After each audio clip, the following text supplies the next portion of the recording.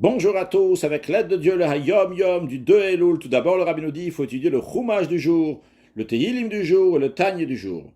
Puis, le Rabbi nous ramène l'extrait d'une lettre du Rabbi précédent, un chassid qui est arrivé en Terre Sainte, dans un endroit où il n'y avait pas de mikvé autour de lui, et qu'il a écrit dans son compte rendu au Rabbi précédent que dans tout le grand ouvrage dans lequel il se trouve, dans tout le Emek, il n'y a pas de mikvé à part dans une ville à Afula.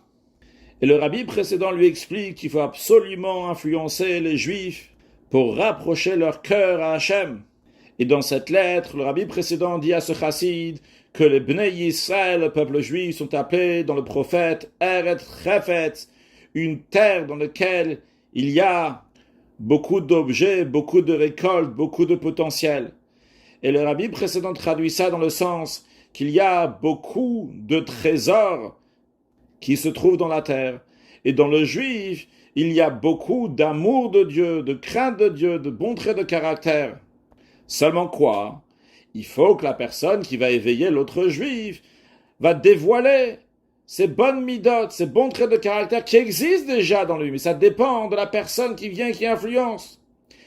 Il est clair, de la même manière que sur toute la surface de la terre, dans toutes les parties de la terre, il y a des sources d'eau vive.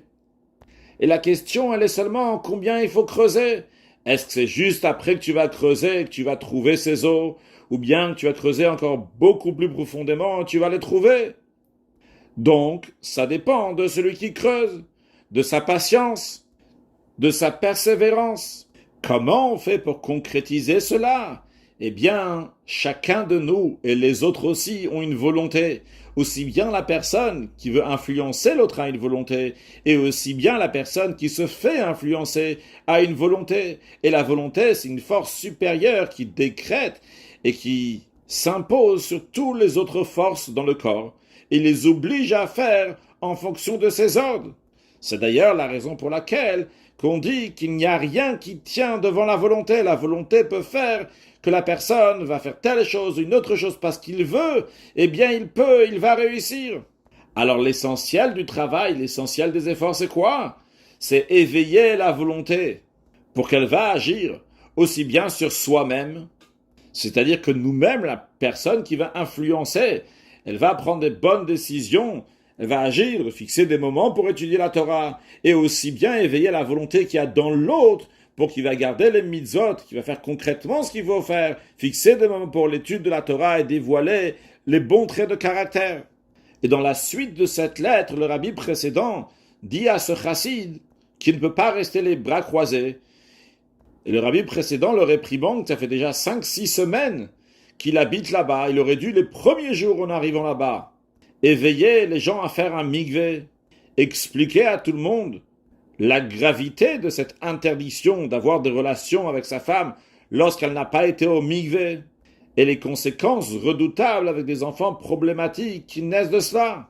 Et en plus de transgresser ça en étant en Eretz Israël, c'est comme si quelqu'un se trouvait dans le palais du roi et il se moque de lui.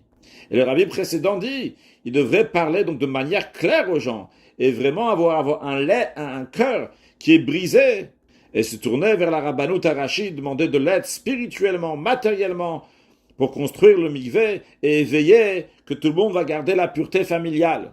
Et c'est dans cet esprit donc du Hayom Yom, à savoir que ça dépend de la personne qui influence et que par cela il va éveiller dans les autres juifs parce que tout le monde a déjà ses sources d'eau vive, cette volonté de faire ce que Hachem y veut. On doit juste le dévoiler, le concrétiser pour accueillir royalement Mashiach très prochainement, un excellent Yom.